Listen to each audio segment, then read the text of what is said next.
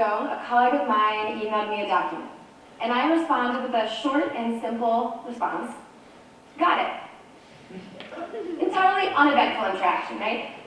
Until I realized that I'd accidentally misplaced one of my T's. So the email I actually sent her read, yep, go Ted. Nice. With the exclamation point nonetheless. So aggressive. Tiny error in language, big difference in meaning. And what makes this so funny, and in part why I knew you'd laugh at it, is not just because tit is such an unexpected word to find in a professional email, although that's also part of it. It's also, there's so many different ways that my colleague could have gone about interpreting this message, right? As a silly error, typo, sure. As a random pro-cow milking statement, maybe? Or as a inspired female empowerment chant, go tit! Highly plausible if you know me, but who's to say? Now, I really like this story because I love language, and I love the way that we as humans use it so creatively to communicate. Actually, studying how people use language is my job. I'm a PhD student of linguistics at the University of Michigan. And one question that I keep coming back to lately is this. What can linguistics, the scientific study of language, tell us about humor? That is, what is it about language and the way that we use it that makes us laugh? And this question is fascinating to me. And to be honest, in the earlier years of my doctoral studies, it never would have occurred to me to ask it. After all, the connection between linguistic theory and laughter isn't immediately obvious. But it became clear to me in 2018 when I took up a new hobby, performing stand-up comedy. Yeah, linguist by day, stand-up comedian by night. Batman had nothing on me. And people often ask me how I got involved in stand-up comedy, and the answer is actually, I got into it, I stumbled into it by accident. And I mean that in the figurative and in the literal sense. One day, it was a nighttime during grad school, and I was looking for something fun to do, so I found a comedy club. I walked in, bought myself a ticket for what I thought at the time was a comedy show. But as fate would have it, it turned out to be, and I kid you not, a comedy workshop for up-and-coming female comedians. And those workshop organizers did a stellar job because I got immediately hooked. Ever since then, I've performed in multiple states here in the US and even in Europe. And ever since I've gotten involved in the world of stand-up comedy, you can say I've become hyper-aware of the way that humor operates linguistically. And this is not only on the stage, but in my daily interactions with people. The best way that I know how to describe this is that hearing a joke as a linguist is kind of like watching a card trick as a magician. You enjoy the illusion, right? But at the same time, you're looking at what the other hand is doing that makes the trick work. And you might think, well, knowing how the trick, or in this case a joke, works might somehow make it less interesting or less funny. But actually the opposite is true. It makes it more interesting, it makes it funnier. And the real benefit here is that once you know how humor operates linguistically under the hood, then you can use that information to then infuse more humor into your daily life. Now, let's back up for a moment. Why focus on humor in the first place? Why does it matter?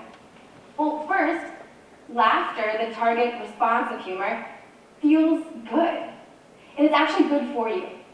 It's good for your physical and your mental health. Time and time again in empirical studies we find that laughter is associated with a decrease in stress measures, such as cortisol levels, which can actually increase your body's autoimmune response. Laughter can also decrease muscle tension, stimulate organ function, and increase the number of endorphins released by your brain.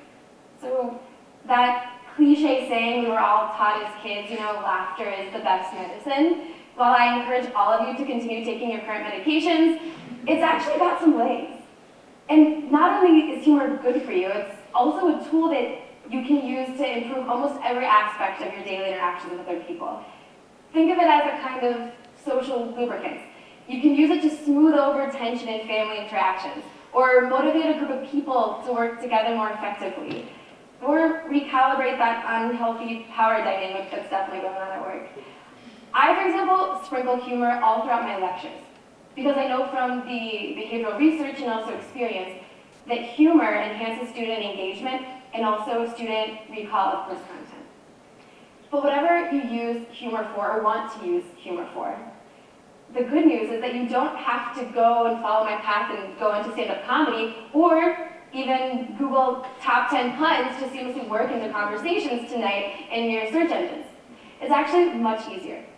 One really easy way to get started with humor is by simply looking to language. And this is because humor hides in language the way that a 3-year-old hides during hide and go seek. It wants to be found. And all you have to do is pay attention. Now, if you know what you're looking for, and this is where linguistics can help us, then you'll be able to spot these opportunities for humor much more easily.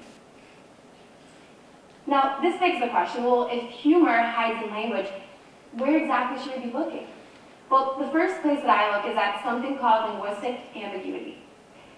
A word or phrase is said to have linguistic ambiguity when it can receive multiple different meaning interpretations. That's a lot of jargon, so let's take a little trip into stand-up comedy land and see how this actually plays out. There's a great example from one of my favorite stand-up comics, Trevor Noah. He shares an interesting story on his recent Netflix special, Son of Patricia, where he's at a taco shop in California. And this is just after having recently moved to the United States. Now, he gets the taco and the vendor asks him, "Do you want a napkin?" Now, to the average American listener, this seems totally commonplace, right? However, for Trevor, whose native dialect of English is South African English, the word napkin means something totally different. It means diaper. So Trevor's like, "What are in your tacos?" And whenever this happens, whenever you have one word that can be used in different ways for different meanings, you get instant humor. And when ambiguity happens like this at the word level, we call it lexical ambiguity. And this happens fairly frequently in cross-cultural situations. As you can imagine, different dialects use the same word to mean different things. Like how in Australian English, for example, they use the word thongs to mean sandals or flip-flops. That was an awkward conversation to have. And ambiguity doesn't just stop at the word level. Oh no, it comes out full force at the phrase level. And a great example comes from another of my favorite stand-up comics, Tig Notaro, and her Netflix special, Happy to Be Here. In this instance, Tig had just recently adopted 2 kids. So she's a little frustrated that her and her partner don't have that same alone time that they used to have. So she turns to a friend, a fellow parent, and asks for some parenting advice. She says, "How do you have sex with a baby?" Right. In horror, her friend responds, "You don't have sex with a baby? Because that's pedophilia?" So what happened here? Well, if we look at it linguistically, what happened here was something called syntactic ambiguity. And this is when a given phrase can be interpreted in multiple different ways. So Tig used the phrase "with a baby," right, to mean once you have a baby, how do you maintain your sex life? And her friend interpreted it as, how do you have a baby with a baby being a participant of the sex? Uh-oh. Yeah. So what's cool about ambiguity in general, whether it's lexical or syntactic, is that all languages have this propensity for it. It's actually an intrinsic property of our communicative systems. So try this the next time you're waiting in line at the doctor's office or strolling through the halls of your university. Take a closer look at the signs on the walls around you, because ambiguity is all over that shit. And why? Why would this be the case? Well, oftentimes, the goal for signs, and this goes for news headlines as well, the goal is to keep the message as short as possible. And so we tend to drop out important disambiguating information. So you tend to get signs like this: "Never withhold herpes infection from loved one," which can mean one of 2 things. One being that you should share the information that you have a herpes infection with your loved one, or that you should share the disease itself. Same sentence, different meanings, instant humor.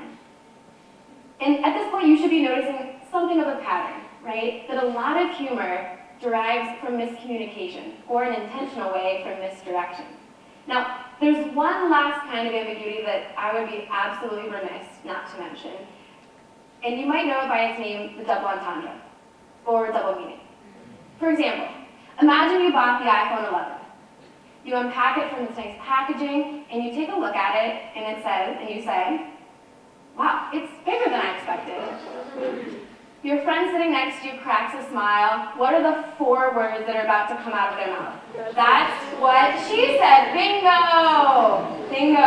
And that's what she said is the mother of all double entendres, right? It is the mother of double entendres. And why do so many people, myself included, find this so funny?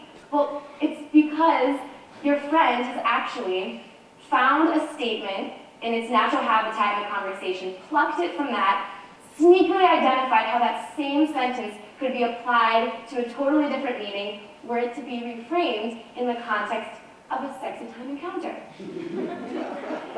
Now, this particular linguistic trick, that's what she said, is incredibly versatile. And for any of you who spend any time at all with 13-year-old boys, you know this is true.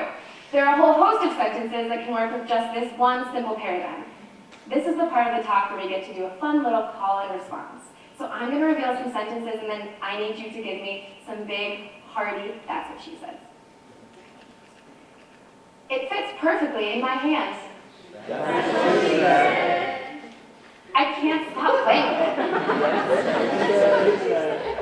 It's rude to have it out during dinner. So what's the point of all this? Well, if you're looking for humor, start by looking for a linguistic ambiguity. I guarantee you it's not that hard. That's what she said. Right. Now, where else in language can humor hide? Well, the second place I would look is at your own organic, beautiful, naturally occurring language errors. Much like my go-to email, which I wear like a badge of honor. Now, oftentimes, what do we do when we make language errors or speech errors? We get embarrassed, we brush past them, cover them up. But why do we do this? Because they're so funny. As a linguist who studies how language is processed in the brain, I can tell you that speech errors are simply an intrinsic byproduct of the way that humans produce language. So these speech errors or disfluencies can happen at multiple different levels of the language production system. For example, they can happen at the articulation level. So your brain tells your tongue to hit the soft palate, but it actually hits the back of your teeth. Out pops the wrong sound. Or it can happen at what we call the lexical selection level. So your brain picks out the wrong word from your mental dictionary, and out comes the wrong word, right? So these happen all the time, and they're nothing to be embarrassed about, and they can actually be really funny. 2 of my favorite examples I'd like to share with you.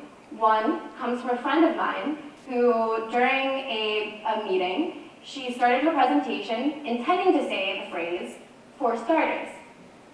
But she somehow managed to beautifully mesh them together into just one word, so she said, farters. Which happens oftentimes when we're trying to speak quicker than our articulators can move. And as a side note, I love this example because it makes it seem like farters are their own social identity group. Now, the second example comes from a lovely student of mine who during lecture one time raised his hand, making a really, really well-informed comment that this theory needs to be tweaked. However, he selected the wrong word from his mental dictionary, so the word that actually came out was, the theory needs to be twerked. Yes, classic Freudian slip. And the upshot is that now I know what my students are really thinking about during my lectures. You see, everyone wins. And what I find so great about these examples is that the people who uttered these speech errors in the moment laughed openly about what they'd said, which gave everyone in the classroom or the meeting room a chance to take a mini vacation from our otherwise serious conversations and bask in some gooey, awesome, good old-fashioned fun. And just as is the case with linguistic ambiguity, these speech errors are basically instances of humor that we get for free. So the way I see it is, these error slip-ups, when you embrace them when you make them. And why would you ever choose embarrassment when you could just as easily choose laughter?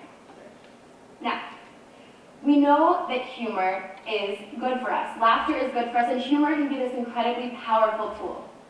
One problem, however, is that not all people believe they have equal access to humor.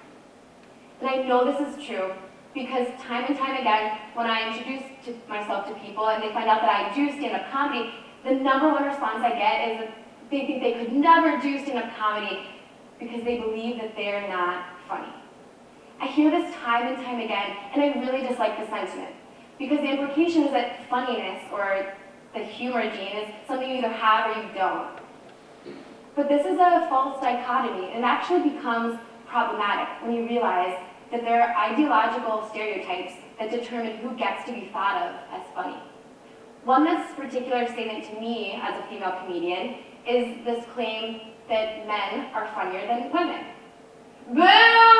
False! Case in point. If I had started this talk, for example, asking all of you to identify the one funniest person you know, studies indicate that 75% of you would have identified a man. And unfortunately, a lot of these biases have been internalized by a lot of women. So we see in questionnaire data that men evaluate their humor more positively than women evaluate theirs. But what is borne out in the research is that while women and men do differ in the reasons for which they use humor, they do not differ in the overall frequency with which they tell jokes or the blindly evaluated funniness of their humor in general. So, one thing to think about is that actually everyone can be funny. Man, woman, gender non-binary, old, young, dazed, and confused, everyone has access to humor. And we know this because you can simply look to language.